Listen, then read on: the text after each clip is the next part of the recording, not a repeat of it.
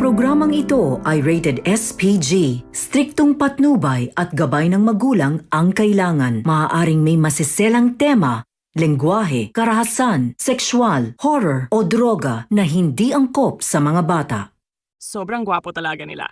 That is a type ng tao na tila ang tanging prinsipe na naiwan sa isang modernong mundo kung saan dalawang babae, si Han at Christy daw, nakikipagkumpitensya para makuha ang kanyang puso. Kilala si Han sa kanyang malakas at matapang na hindi kaya hayaan mong magkabalikan sina Leon at Christy. Ito ay hindi lamang tungkol sa pag-ibig, ngunit tungkol din sa kanyang pagmamataas at reputasyon na mayroon siyang natalo ang maraming karibal sa mundo ng negosyo. At sa tingin niya, hindi magiging iba ang sitwasyon kay Christy. Sasabihin niya sa kaibigan ang plano niya laban kay Christy. Hindi ko hayaan mong nakawin ni Christy ang Leon mula sa akin muli. Napatunayan ko na sa negosyo na kaya kong maging tapat sa kahit na sino. Kalaban para matalo din ako, kahit anong mangyari. Ang determinasyon ni Hana ay hindi niya kaya pinatawad lalo na at nakasanayan na niyang pagkapanalo sa mga larangang kinaroroonan niya kasangkot. Hindi niya matanggap ang pagkatalo, lalo na kapag ang pagmamahal kay Leon ang nakataya. Ngunit habang si Hana ay abala sa kanyang plano, si Chrissy parang tahimik pero ganun din kalakas. Nakikipag-away sa kanya mga emosyong hindi niya inaagaw. Diretso si Leon pero alam niya sa puso niya iyon, hindi mawawala ng tuluyan ang damdamin para sa lalaki. Sa isang pakikipag-usap sa kanyang ina, pinaalalahanan niya si Carmen ang bagong kaaway na si Han.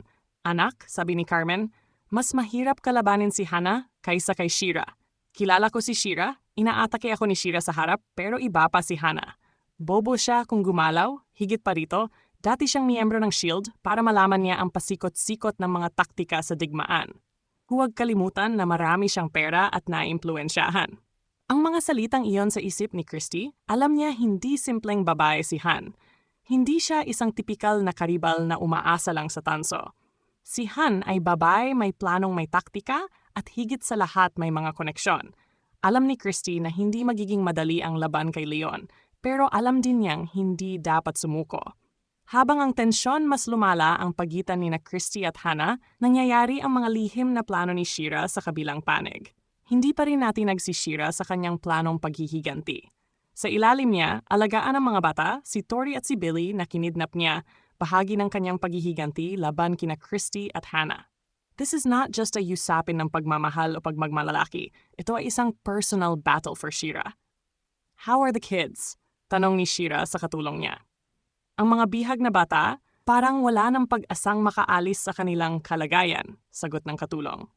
Mabuti naman sila, pero pinaparusahan pa rin natin sila, sagot ng katulong. Natuwa si Shira sa narinig na ang pagpapahirap ay para sa kanya. Ang mga bata ay isang paraan ng pagpapakawala ng kanyang galit at sakit na matagal na niyang kinikimkim.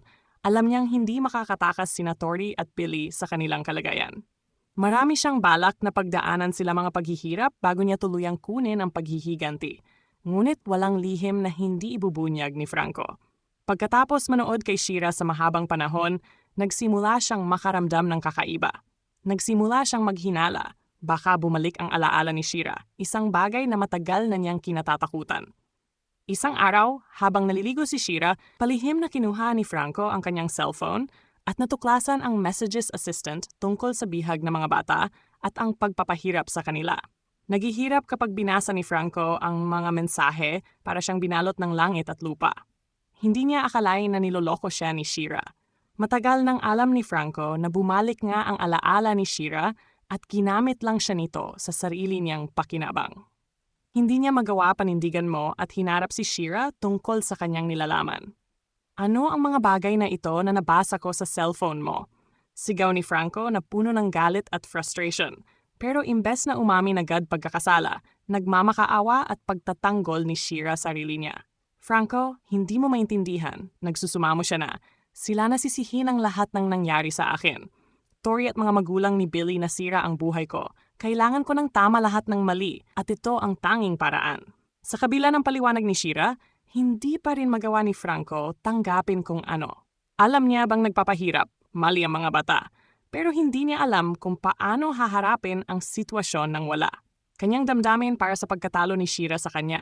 Nasa gitna siya ng kalituhan at frustration. Pero alam niya, kailangan niyang gumawa ng gumalaw sa kabila ng mga plano ni Shira. Hindi nagpahuli sina Tori at Billy. Kahit bata pa si Billy, may kaalaman na si Billy ng Shield Tactics, isang organisasyon. Sanay sa depensa at pagtakas, alam niyang hindi nila magagawa manatiling bihag ng walang laban. Nagsimula silang magplano ng kanilang pagtakas. Kailangan nating mag-isip ng paraan, sabi ni Billy kay Tor. Dapat maging tayo matalino. Ang plano ay simple ngunit mapanlin lang. Magpapanggap siya sa kanya. Masakit ang tiyan na tawagin ang atensyon ng pinapanood sila. Habang abala si Guard sa pagtulong kay Billy, magkakaroon ng pagkakataon na gamitin ang cellphone ng Guard para tumawag ng tulong. Ipinagdasal nila iyon. Ang kanilang plano ay magiging matagumpay at ito ay matagumpay. Nang makita ng guwardiya ang pargarte ni Billy, agad niyang tinulungan. Akala niya ay wala nang magagawa si Tori para makatakas dahil bata pa siya.